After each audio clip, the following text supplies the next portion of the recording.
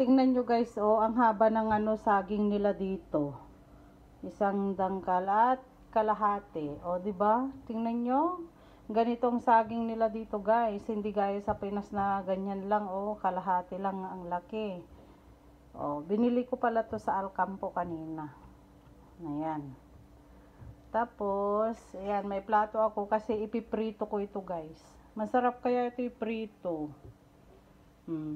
Kahit hindi mo nalagyan ng asukal, pwede na to, masarap. Masarap ikape, pang merienda, ganun. Ayan. Eto na guys, yung saging na nabalatan, oh. Ang ganda pa rin ng niya.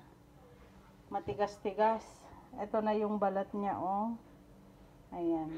Hiwain ko dito guys, saka ko siya iprito. Eto na guys, yung hiniwa kong saging. O, tingnan ninyo ang ganda ng pagkahiwa niya, o, diba? Maganda talaga. Yung iba nilalagyan pala ng harina guys pag nagpiprito sila. Pero sa akin, hindi na kasi. Mas gusto ko yung natural talaga na lasa ng saging. Yung walang hinahalo talaga. Ayan, prito na natin. Ayan guys, dahil mainit na tong mantika natin, pwede na tayong maglagay ng saging. Ayan. Lagay lang ng saging. Masarap to, pang agahan, pang merienda. Ayan.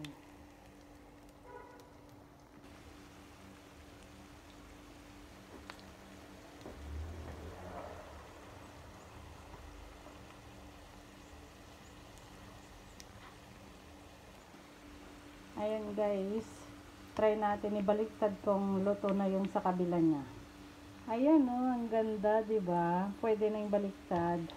Mas maganda yung ganitong itsura niya guys, yung hindi siya masyadong luto, hindi masyadong sunog. Mas gusto ko yung ganito. Ayan, baliktad na natin. Ayos na yung ganyang luto. Mas masarap kesa yung masyadong maitim. Yung iba, ganito yung pagkakaluto nila, pero sa akin naman, yung hindi masyadong maitim, mas masarap. Ganyan lang, oh. O, diba? Ayan. Malapit na maluto. At ayan na nga guys, luto na ang ating saging. Syempre, hanguin na natin. Dapat maglagay tayo ng tissue para paper towel para yung mantika niya mapunta dyan. Para hindi siya mamantika pagkainin natin. O, diba? Ayan.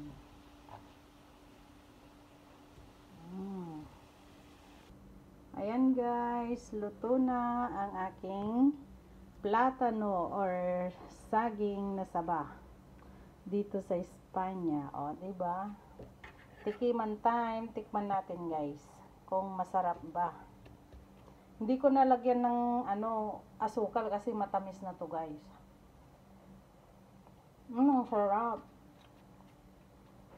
Mainit. Ang sarap guys, hindi siya overcook. Ganito ang gusto kong luto ng saging.